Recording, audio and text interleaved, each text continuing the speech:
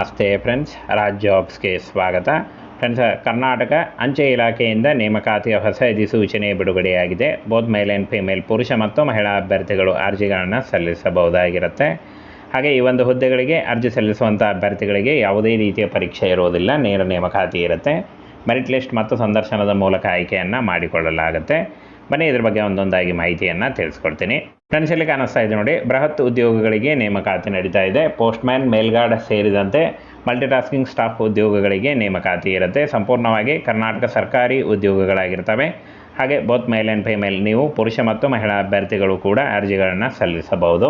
ಬೃಹತ್ ಉದ್ಯೋಗಗಳಿಗೆ ನೇಮಕಾತಿ ಇರುತ್ತೆ ನೋಡಿ, 90,000ಕ್ಕೂ ಅಧಿಕ ಉದ್ಯೋಗಗಳಿಗೆ ನೇಮಕಾತಿ ಇರುತ್ತೆ.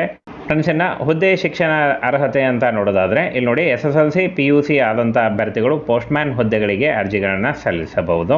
ಇನ್ನು ಇಲ್ಲಿ ನೋಡಿ, ಮೇಲ್ಗಾರ್ಡ್ ಹುದ್ದೆಗಳಿಗೆ PUC ಅಥವಾ SSLC ಆದಂಥ ಅಭ್ಯರ್ಥಿಗಳು ಹಾಗೆ ಬೇಸಿಕ್ ಕಂಪ್ಯೂಟರ್ ನಾಲೆಜನ್ನು ಹೊಂದಿದ್ದರೆ ನೀವು ಅರ್ಜಿಗಳನ್ನು ಸಲ್ಲಿಸಬಹುದು. ಹಾಗೆ MTS ಉದ್ಯೋಗಗಳಿಗೂ ಕೂಡ SLC ಅಥವಾ PUC ಆದಂಥ ಅಭ್ಯರ್ಥಿಗಳು ಅರ್ಜಿಗಳನ್ನು ಸಲ್ಲಿಸಬಹುದು. ನೇರ ನೇಮಕಾತಿ ಇರುತ್ತೆ. ಯಾವುದೇ ರೀತಿಯ ಲಿಖಿತ ಪರೀಕ್ಷೆ ಆಗಲಿ, ಯಾವುದೇ ರೀತಿಯ ಅರ್ಜಿ ಶುಲ್ಕ ಆಗಲಿ ಇರಲ್ಲ, ನೇರ ನೇಮಕಾತಿ ಇರುತ್ತೆ.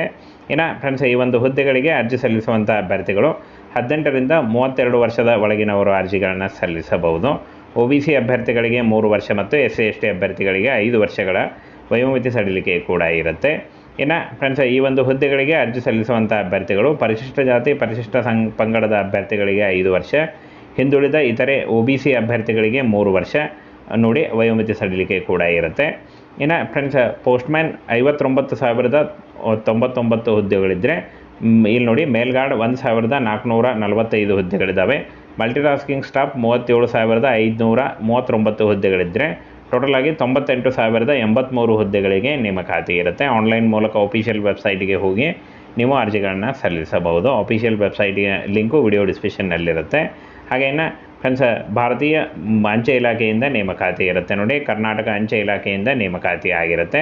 ಪೋಸ್ಟ್ಮ್ಯಾನ್, ಮೇಲ್ಗಾರ್ಡ್ ಮತ್ತು MTS ಉದ್ಯೋಗಗಳಾಗಿರ್ತವೆ. ಟೋಟಲ್ ಹುದ್ದೆಗಳು 98,083 ಹುದ್ದೆಗಳಿಗೆ ನೇಮಕಾತಿ ಇರುತ್ತೆ. ಸಂಪೂರ್ಣವಾಗಿ ಮೆರಿಟ್ ಲಿಸ್ಟ್ ಮೂಲಕ ಆಯ್ಕೆಯನ್ನು ಮಾಡಿಕೊಳ್ಳಲಾಗುತ್ತೆ. ಯಾವುದೇ ರೀತಿಯ ಲಿಖಿತ ಪರೀಕ್ಷೆ ಆಗಲಿ, ಯಾವುದೇ ರೀತಿಯ ಅರ್ಜಿ ಶುಲ್ಕ ಆಗಲಿ ಇರೋದಿಲ್ಲ.